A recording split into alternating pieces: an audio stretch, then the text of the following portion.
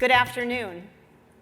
I'm Bonnie Wallace, and I'm grateful to the Financial Health Network for the opportunity to be here today to welcome you to Emerge 2025 and to represent Wells Fargo and the Wells Fargo Foundation, where we help communities thrive with financially resilient families, vibrant small businesses, and affordable places to call home. Wells Fargo has been focused on financial health for our customers and the communities we serve, providing and funding financial health programs and financial health research for decades. As I look across this audience, I see funders and practitioners. I see thought leaders and innovators, all focused on addressing the 43 million people who are financially vulnerable and the more than 200 million that are struggling financially or financially coping. Together, we have done great things. We've impacted millions of lives, if not hundreds of millions of lives, but the problems persist. Addressing those problems and doing so in ways that significantly expand our reach and our impact requires new approaches. Opportunity Knocks is one of those new approaches. Opportunity Knocks tells the stories of real people across America, those facing challenges and those working to solve them, as they share what it will take to achieve financial health. It builds on what we know works, financial coaching, and leverages the popularity of reality TV and social media to reach a mass audience in a way that creates awareness and inspires action. Viewers see themselves in the families that are featured in the show. They recognize and relate to the challenges and obstacles, and they see that they're not alone in their struggles. And most importantly, they see a path to a better financial future. That family is like my family. If they can do it, I can do it too. These are voices of change. And it doesn't stop there. In addition to awareness and inspiration, Opportunity Knocks enables action with the Opportunity Coach, a digital financial education and coaching platform provided by LifeSense that allows the audience to live the show.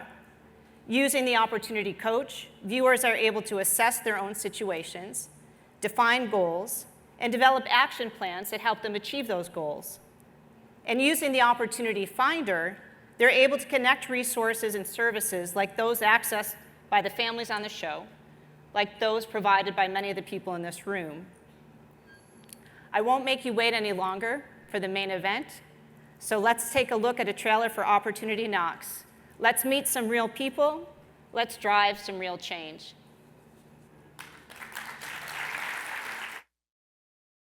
Every day, millions of Americans must make the choice between paying rent. We're behind on rent. We gotta pay the mortgage. Or buying groceries. I live paycheck to paycheck, and sometimes that doesn't even cut it. So we got spaghetti with no meat? Are you serious? Opportunity Knocks is back with our 3 esteemed coaches and 6 new underestimated families to create a personalized journey. Are you going to do what I ask you to do? That everyone watching can benefit from. I'm just hopeful that I won't always be struggling. Through these families' experiences, This is an emergency. you will see that a better life is possible with the tools that they are providing. And we're gonna turn your life around like you have no idea. Are the obstacles that these families are facing too much? Your mom is sick too. A loan that I attained online, interest rates like 600 something. What I'm seeing is almost 700%. You're looking at bankruptcy. Or will their coaches help them open the door when opportunity knocks? Oh my gosh. Wow, I knew it was going to be emotional to be out here on the main stage, so give me a second. For those of you that don't know me, my name is Michael Sear. And for those of you that do, you know how excited I am to be up here on the main stage kicking off Emerge Voices of Change. Because for me, what's magical about Emerge is bringing together all of you smart, creative, passionate people to share the ways that we're working for financial health and economic justice. It's motivating and it's inspiring, and it always gave me hope that change was possible. And similarly, with Opportunity Knocks, when real families share real stories of their challenges and their progress on their financial health journey, for those millions of people that are struggling with their financial health, it's motivating, it's inspiring, and it sparks hope that change is possible. That is the power of storytelling. That is the power of voices of change. Now, speaking of smart, creative, and passionate people, it is my privilege to introduce you to the visionary behind Opportunity Knocks, Jamie Strayer.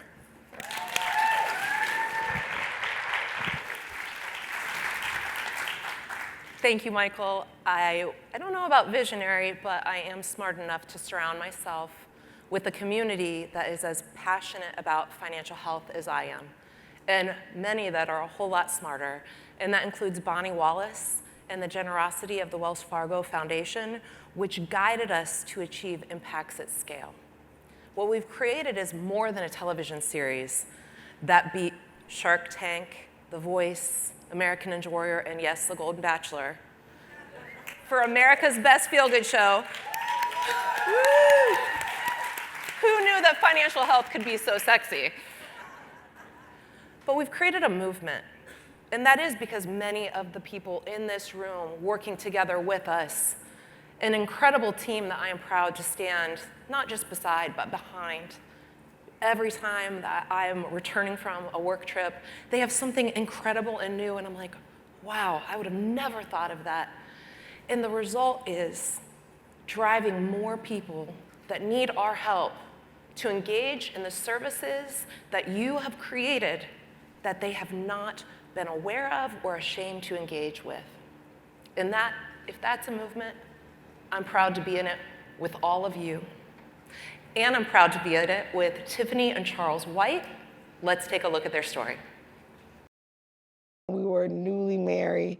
I was all about keeping everything in check. And then life happened, really. We were married for 7 years, and we didn't have any kids. And we found out we were having twins. My little boy, Christopher, he was born without kidneys. And so they told us either he's gonna die in the womb or he's gonna die when you have him. He did code when I had him, but Christopher came back to life. And there were doctors that flew all over the world trying to discover why he's still alive. He was literally a miracle child, so we couldn't work. His job actually told him, you need to be with your son, so we're gonna let you go. And then the hospital told me, you can't work, you gotta be here every day. That whole 7 months we had him, we lived in Texas Children's Hospital. We ended up getting in tons of debt behind medical expenses and bills and things like that. We lost everything. We lost our house, we lost both of our cars, we lost our son, all in the same year. We lost everything. That really, really took a toll on us, not just financially, but just in life, period. So it's been, 13 years, and literally we fell apart then, financially, and it's just been trying to. We started a church almost 7 years ago. And then within these last couple of years, we've experienced 2 hurricanes here in Lake Charles back to back. And it literally just tore up our city, tore up our church, tore up everything, Well, when we left to evacuate, we used credit cards. We had money saved, but that went quickly because you're talking about hotels. That's $1,000 just for that week. And we stayed there at least for 3 months, I think we stayed out. And so we went to use savings, we used all of that, and then it was credit cards next.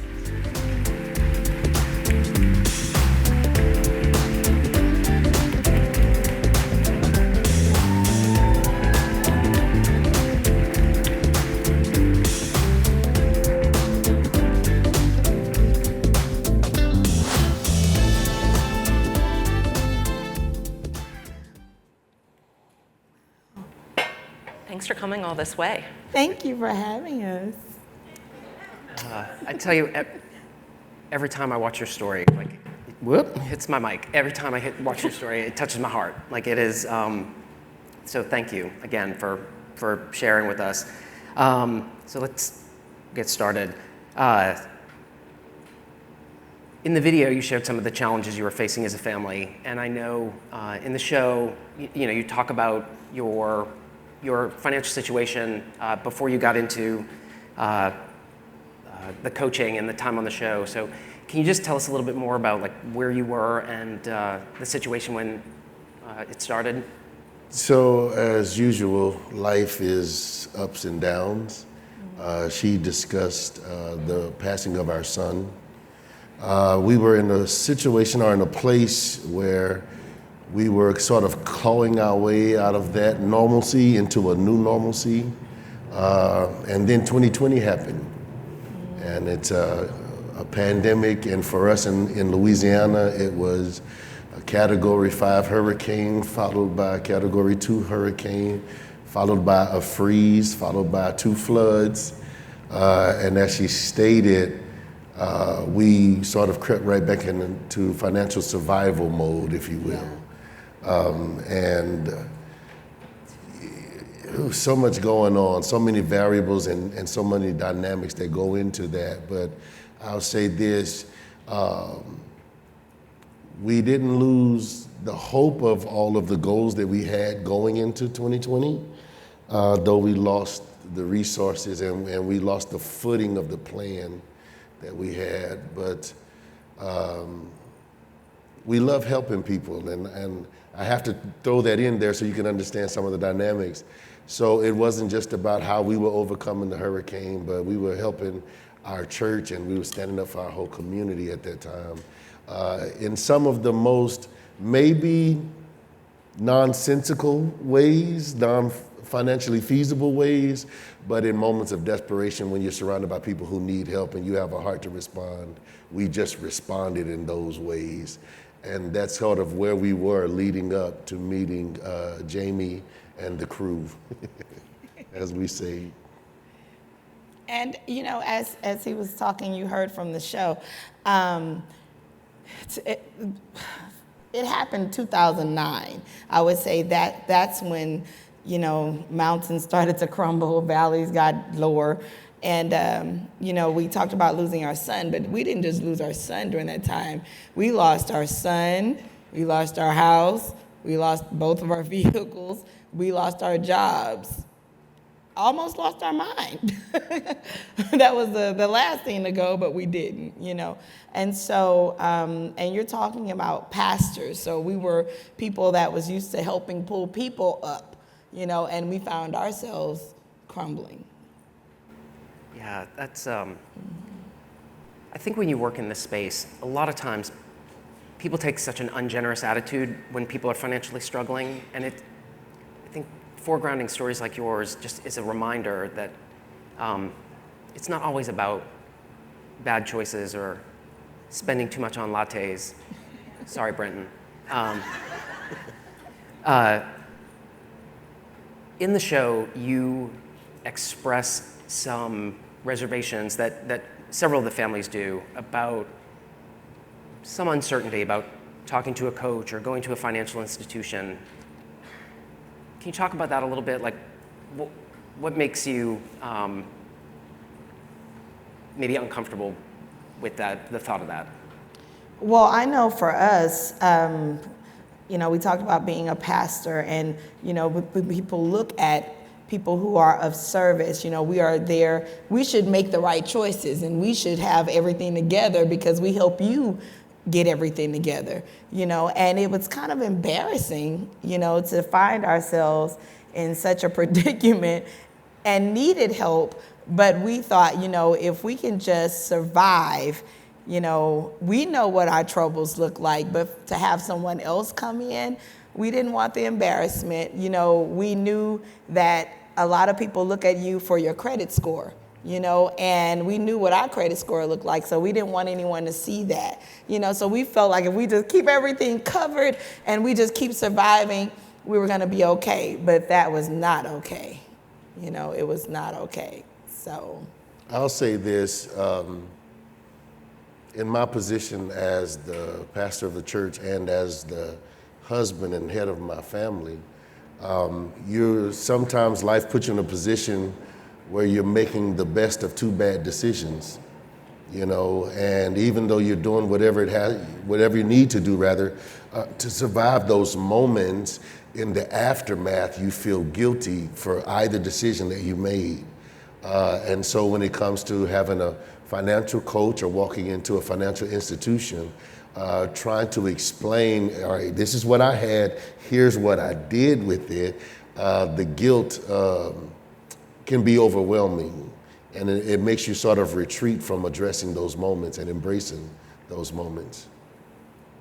So, Jamie, from your perspective, for 2 seasons of the show, 12 different families,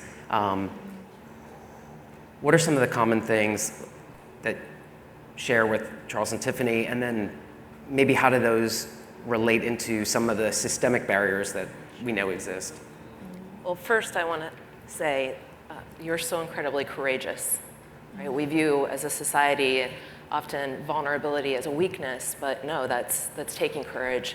And as part of our production, we have social impact values, and that includes non-exploitation.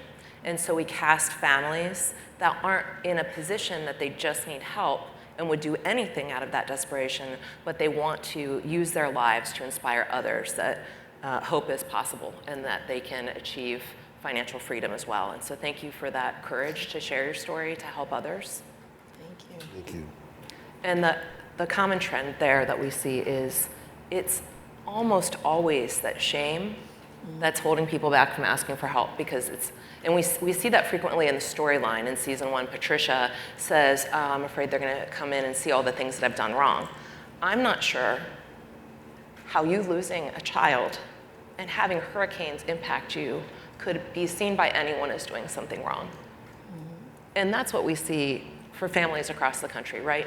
If we look at the United Way's ALICE report, and then 42% of people in America living on survival budgets, they do not have a penny left over from the dollar fully spent to survive.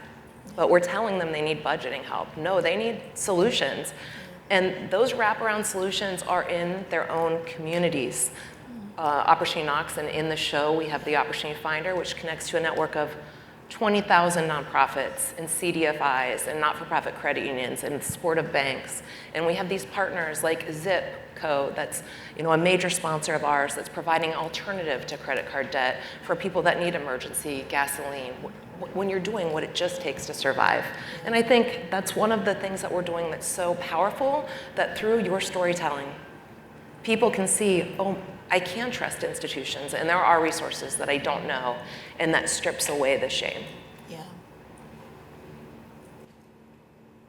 So let's move to now more positive topics. Let's talk about what made change possible. So for you, for your story, what are some of the resources that helped you make progress?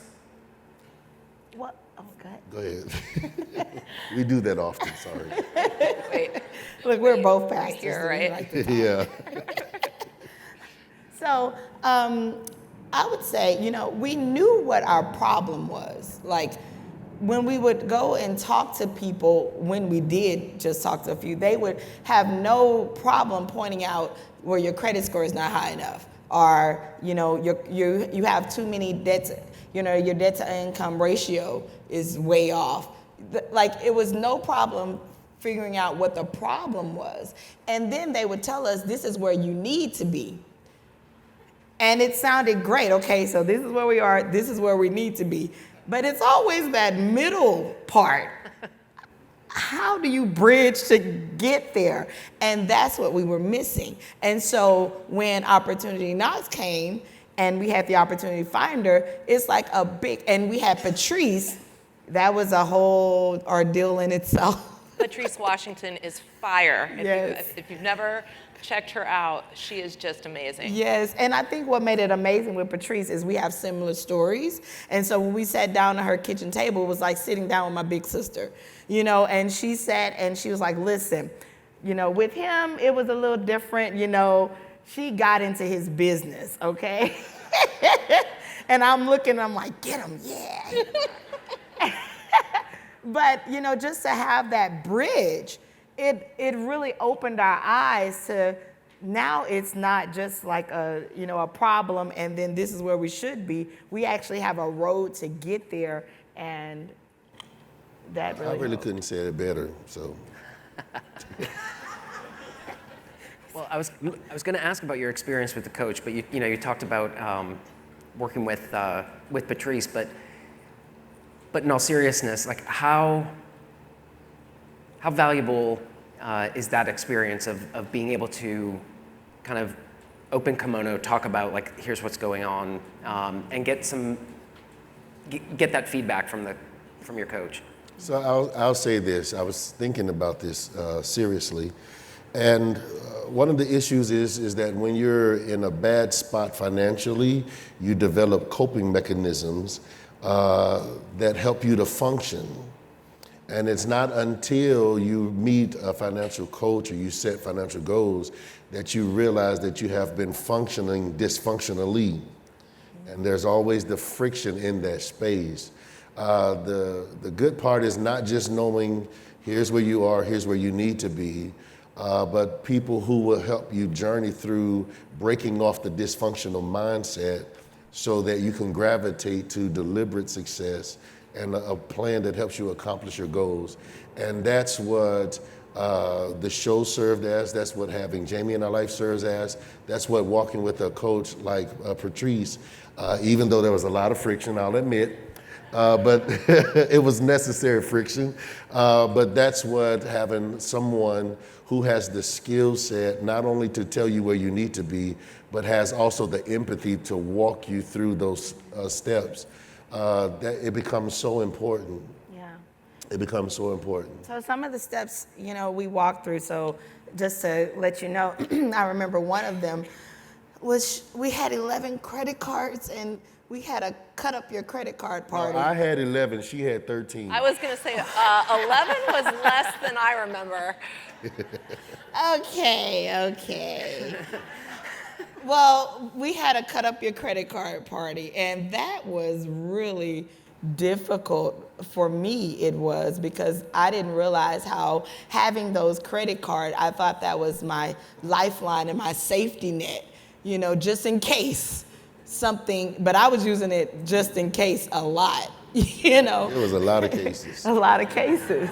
And so that was one of the things. But then another thing was the credit union and the banks. I never would have thought that going to a bank would help me get out of my situation. Like, I thought I had to fix it and then go to a bank and let them see all the shiny, pretty things that I've done. I didn't know that I can actually go to them in my state of how I were, and they would walk me into health. I didn't know that. Like, information, became the medicine that we took that helped us get healthy. That information. We didn't have the information, so that was really important. And you're showing people that they can do the same. Yeah. That they don't just have to go to the bank or credit union when they're applying for a mortgage, that if they're in financially bad shape, that there are personal loans to consolidate credit card debt to a lower interest rate. Yeah. When we needed a vehicle. And so I said, well, how, normally I'm used to going to the car dealership and having to sit in there for hours and hours and negotiate and all of this. And the credit union was like, don't go there, come to us first. I said, come to you first? And we went to them, and they were, they asked us, what do you need? What are you looking for in a vehicle? And what do you want your interest rate to be? I never been asked that before by, the car dealership. They didn't ask me. They told me. Well, you guys had a buy here, pay here now. We did. Our loan. We that did. was predatory interest rate. And what, they saved you $300 a month on payment or something? $300, yeah, a little bit more, a little over $300 a month on that payment. And it was like a lifeline had been given to us. And I would have never thought it would be given to us by a bank, an institution, but it was. So I would tell, any bank, any credit union, you have to realize that people are way more than a number. They are a story. And if you find out that story, then you may realize that if I just give them the necessary tools, to come up, that they're going to be a success story, not just a number. So That's beautiful. Love that. Well said. So Jamie, maybe tell us a little bit about how has the approach evolved as, we've gone through stories with families in season 1, families in season 2. How has the Opportunity Knocks approach changed? With it no longer being vaporware after season 1, really going out and begging all the foundations, hey, we want to do this. 16 and pregnant, reduced teen pregnancy. The TV show Hoarders turned hoarding from a perception of a social deviance to a medical classification that people could receive treatment for. It didn't set out to make a TV show. I was writing CDFI grants and implementing newly designed financial products. But the research showed that people were intimidated. They didn't trust institutions, but reality television, people see it and they believe it. So in finding myself saying, let's try this, let's Field of Dreams, try this, it really was early believers that supported what we were doing. And now the results and the success with the show winning 21 national and global awards, and not just the show, but the technology, and then having major partners like Zip, Wells Fargo, other providers in the space like LifeSense, Trust Plus come and enhance the technology. A big shift has been everyone deserves a coach. And we've talked a lot about coaching, but not everyone can have a coach, right? And so providing that resource online, the Opportunity Coach, which takes a financial health assessment and guides people on a personalized journey that also then connects them with the Opportunity Finder to those local nonprofits, to the financial coaches, to the financial health centers, to free transportation, childcare, utility assistance, resume creation, career counseling, all of it that is the wraparound services that we know are needed, that we know produce results to move people up economically.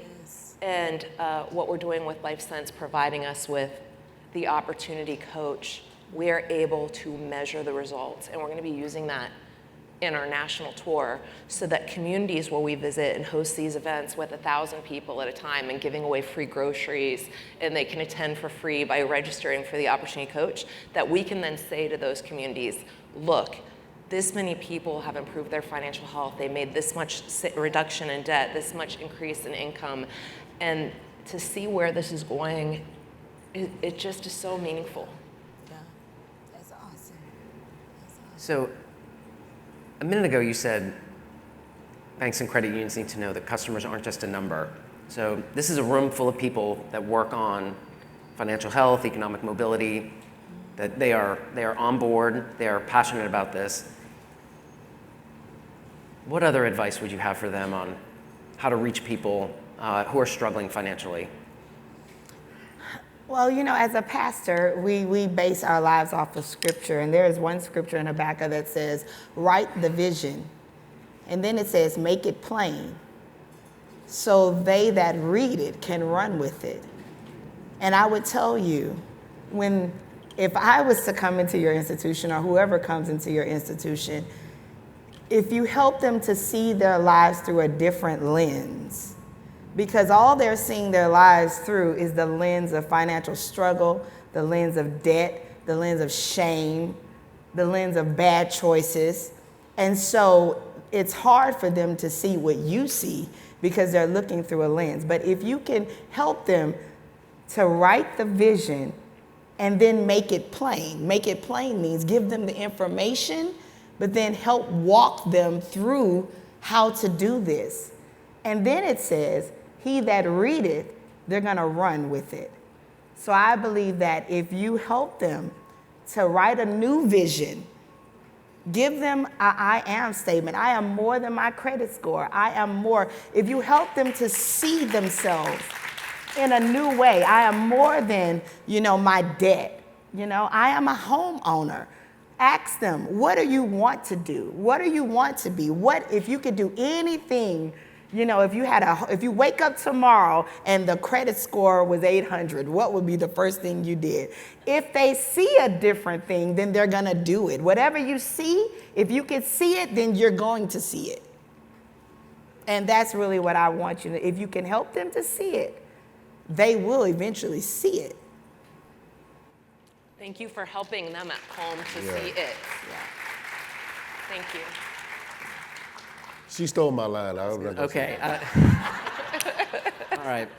Well, then, the next question is for you then, Charles. So tell us about how things are now. Like, what does financial stability look like today?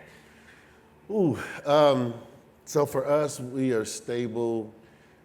We are building now for our children who were just matriculating into middle school during the show. Now they are a junior and sophomore in high school, and both of them have settled on college majors and all that stuff. So we're helping them to prepare for that.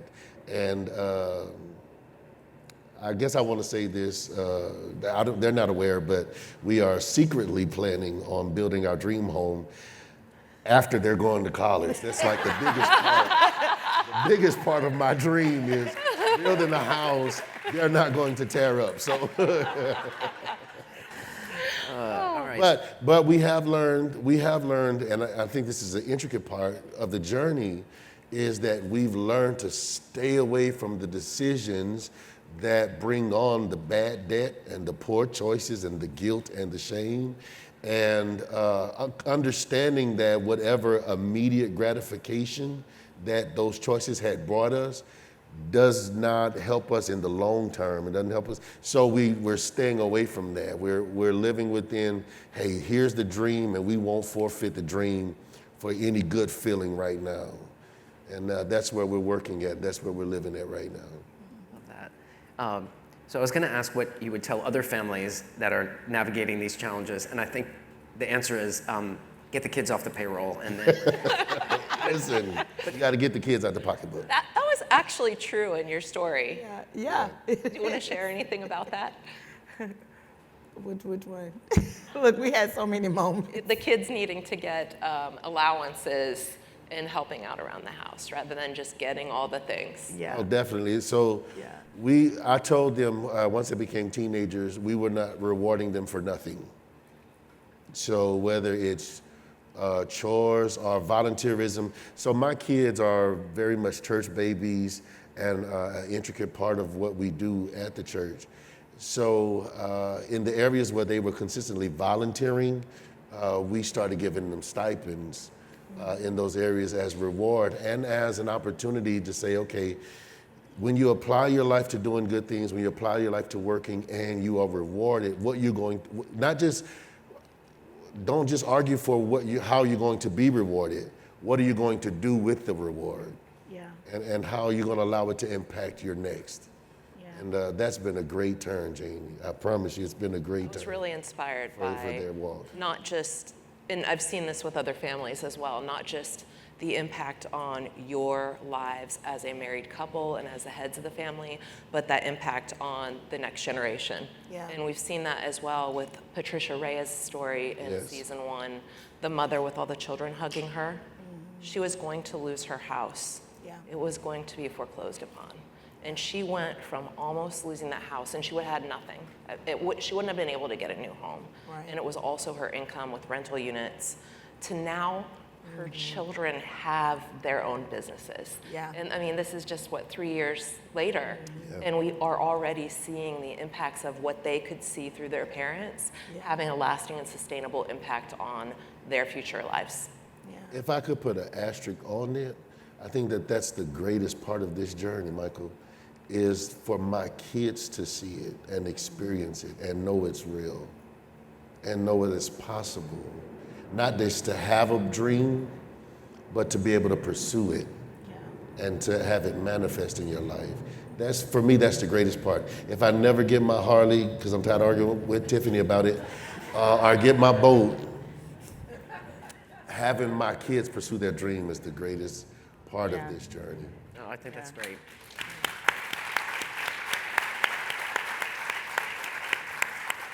I'm looking out at one of our executive producers, Jen, if you could give a wave, Jen George Hunter. And I know that she's thinking the same thing that I am right now, because we talked about it at length so many times, but it is always the children that are the biggest motivator for the families. And I think that's a really incredible insight when, matched with what Tiffany was sharing about paint the picture for them, instead of just going to that direct loan that they're right in front of you for.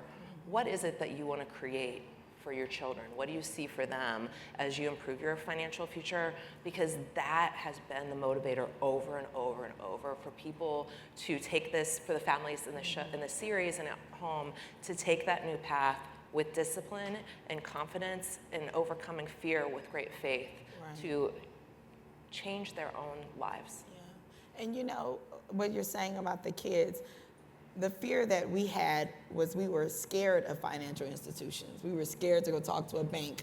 We were scared we didn't even think about a loan. We were scared to even think about that. Now my kids, because they've been through Opportunity Knocks and they were a part of the journey with us, they have a relationship with the people over at Credit Union. Like, they know their name. When they make all A's, now Christian, my daughter, she literally makes all A's. Why? Because you get $20 every time you make an A.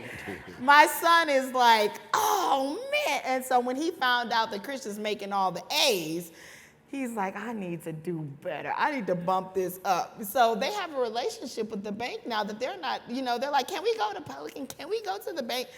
I would have never asked that, and so to see them now have a relationship and know what the bank's about, and they have, checking accounts, at a young age. They're not afraid of that anymore, so that's been a blessing. I love that. Like, that journey from being uncomfortable approaching a financial institution to having just that positive relationship before you need something, before you're in crisis. Yeah, that's amazing. So I have to watch the time because they will never let me back up here if we go over. So Jamie, do you have like a big picture takeaway that you want to share? Maybe something for the group. Thank you for sharing your story, and thank you to our Opportunity Knocks team. If you could each stand, it would be really meaningful to me, because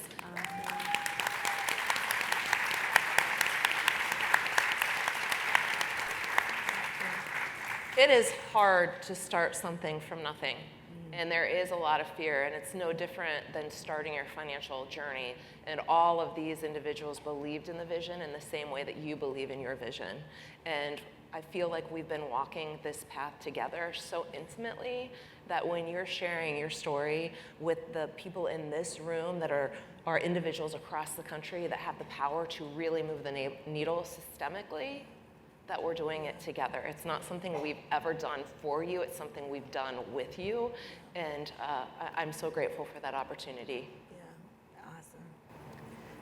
So the final question that I've been asked is to do a one-word answer. Sorry, one word or phrase, so it gives you a little bit more flexibility. What's something that you would associate with resilience? Go first? I figured she was going to use the phrase, so I was going to go last. Go ahead, Tiff. You lead it off. One word? Or phrase. One word. My one word is believe. But, I would say believe to achieve. If you can believe that you can be on the other side of that, you can achieve that. So I would say believe. My one word is resilience is powerful. Don't underestimate it. My word is community.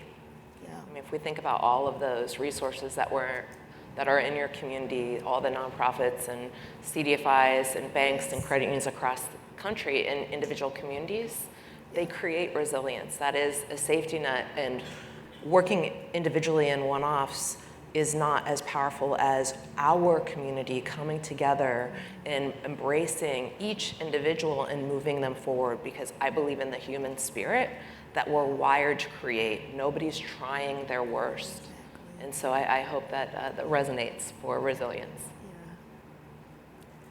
Y'all set me up so good because my word was going to be opportunity. Wow. Because resilience creates opportunities, right? When you're struggling, when you're facing a challenge, that's when you have opportunity for something new, something different, something to make positive change. So Charles and Tiffany, I know how hard it is to talk about finances. And you have chosen to talk about it on a TV show, and you have chosen to talk about it in front of all these people. So if you will all join me in just congratulating and thanking them.